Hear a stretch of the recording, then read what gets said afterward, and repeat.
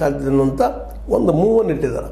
ಯಾಕಂದ್ರೆ ಒಂದು ಜಿಲ್ಲಾ ಘೋಷಣೆ ಆಗಬೇಕಾದ್ರೆ ಕೇವಲ ಒಬ್ಬಿಬ್ಬರಿಂದ ಆಗುವಂಥದ್ದಲ್ಲ, ಆದ್ರೆ ಭಾಳ ಮುಖ್ಯ ಇರ್ತದೆ. ಅದರಲ್ಲೂ ಈಗ ಉಸ್ತುವಾರಿ ಗೋಕಾಕದವರನ್ನು ಕೂಡ ಅವರಿದ್ದಿದ್ದು ಗೋಕಾಕ MK ಮಠ ಅವರು MLA ಇರ್ಬೋದು, ಆಮದು ಬೇರೆ. ಆದ್ರೆ ಒಂದು ಅಪೇಕ್ಷೆ ಈ ಕುಟುಂಬದ ಆಗಬಹುದಪ್ಪ ಅಂತೆಲ್ಲ ಆ ದಿಸೆಯಲ್ಲಿ ಅವರು ಇತ್ತು ಬಿಡಲಾರ್ದ ಇದು ಹಿಡ್ಕೊಳ್ಳಾರ್ದ ಒಂದು ಜಾನ್ಮಿಂದ ಉತ್ತರ ಕೊಡ್ತಾ ಹೊಳಿದ್ದಾರೆ. ಈಗ ಉಳಿದಿದ್ದೇನಪ್ಪ ಅಂದರೆ ಚಿಕ್ಕೋಡಿ ಮತ್ತು ಗೋಕಾಕ್ ಭಾಗದ ಜನ ಈ ಮೂಮೆಂಟನ್ನು ಯಾವ ರೀತಿ ಒಯ್ಯಬೇಕು ಅಂತೇಳಿ ಲೀಡರ್ಗಳು ವಿಚಾರ ಮಾಡುವಂಥ ವಿಷಯ.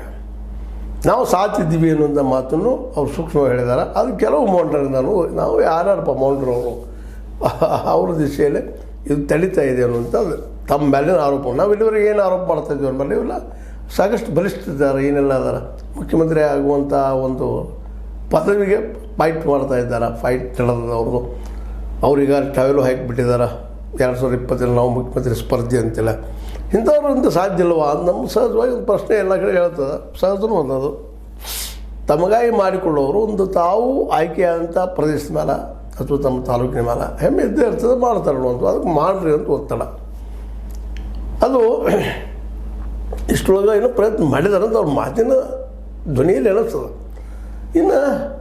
ಇನ್ನುಳಿದ ಇಲ್ಲಿಯ ಲೀಡರ್ಗಳು ಸಹಿತ ಇನ್ನೂ ಸಾಕಷ್ಟು ಜನ ಇರ್ತಾರೆ ಲೀಡರು, ಅವರು ಸಹಿತ ಮತ್ತೊಂದು ಚರ್ಚೆಗೆ ತೊಗೊಂಡ ಏನು ಮಾಡಲಿಕ್ಕೆ ಸಾಧ್ಯದಪ್ಪ ಜಿಲ್ಲಾ ಮಾಡಲಿಕ್ಕೆ ಅನ್ನೋದನ್ನು ಚರ್ಚೆ ಮಾಡಿಕೊಂಡ ಗಟ್ಟಿ ಮನಸ್ಸಿಂದ ಒಕ್ಕಟ್ಟಿನ ಹೋರಾಟ ಮಾಡಿದ ಎರಡೂ ಜಿಲ್ಲೆಗಳು ಚಿಕ್ಕೋಡಿ ಮತ್ತು ಗೋಕಾಕ್ ಎರಡೂ ಕಡೆ ನಾಯಕ ಒಕ್ಕಟ್ಟಾಗಿದ್ದು ಹೋರಾಟ ಮಾಡಬೇಕಾಗಿದೆ.